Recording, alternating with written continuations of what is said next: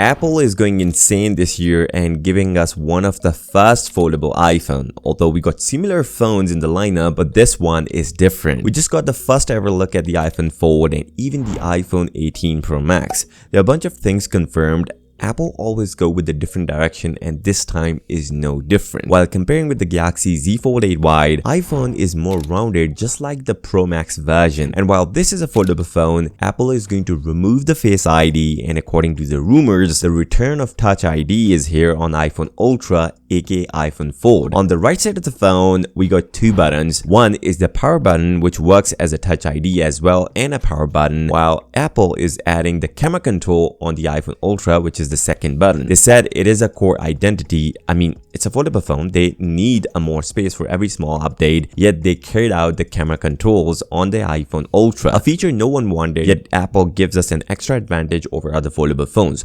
Although, it is surprising to see Apple is giving us volume rockers on top of the phone. Now, at first, I thought it's a weird design, but later, it started making sense to me. Yes, most of the time, you will use your phone unfolded, and the way to control your volume to use your index finger to change the volume. We'll see how practical this will be compared to the other foldable phones, because other foldable phones got the volume rockers on the right side of the phone. Now, the thing which Apple removed from iPhone Ultra, aka iPhone Fold, is the magnetic support. There is no MagSafe on iPhone Ultra. Yes, they ran out of space, so they skipped the MagSafe function on iPhone Ultra. It is yet to clear if Apple gave us wireless charging, but rest assured, no MagSafe for Ultra, even though this will be one of the most expensive iPhone till date. And we also got the first look at the Samsung Galaxy Z Fold 8 Wide. There are a few things that we need to discuss about the Galaxy Z Fold 8 Wide, because it is actually getting better, because we're getting a landscape inner display which is better for our multimedia usage, and I think this is by far one of the biggest change in the foldable market just before the launch of the iPhone Fold, and I think this is the direct competitor with the iPhone Fold. And we got the pictures from OnLeaks and Android headlines, and we got the video of it, and there are a few things that we need to discuss. Honestly speaking, when I saw the video, I just immediately think of the Galaxy Z Tri-Fold. It gives us a slight look at the Galaxy Z Tri-Fold, but it's wider and it only have two halves. But on the back of the phone, it's not an Ultra phone. Yes, it is less than what we are getting on the Galaxy Z Fold 8. So it means Samsung may named it differently, Z Fold 8 Ultra and Z Fold 8. So this probably will be Z Fold 8, and the Z Fold 8 Ultra will be the normal Galaxy Z Fold 8, because we only got two cameras on the back. One is the 200 megapixel main sensor, and the other one is the 50 megapixel ultra wide sensor. There's no 3x telephoto sensor on the Galaxy Z Fold 8 Wide, because we are already getting a really good crop with the 200 megapixel sensor. Samsung already tried this out with the Galaxy S25 Edge, and I think this is one of a good decision. Not giving us 3x telephoto sensor, but they can add 5x telephoto sensor, which is really good. Even if they are not adding in this phone, they can add it in the Galaxy Z Fold 8 Ultra. On this note, if you're still here, give this video a thumbs up and subscribe to the channel. I'll see you next time. Till then,